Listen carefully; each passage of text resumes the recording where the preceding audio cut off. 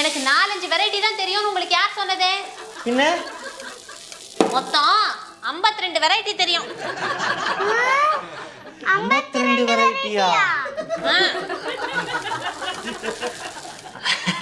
ரமணி, தோசைல ஏத்த 52 variety?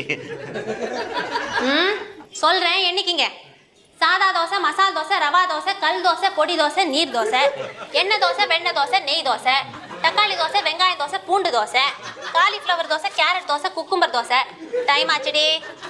Chilli dosa, மல்லி தோசை, கருவேப்பிலை தோசை, இஞ்சி தோசை, மிளகு தோசை, சீரக தோசை, வெந்தய தோசை, உடே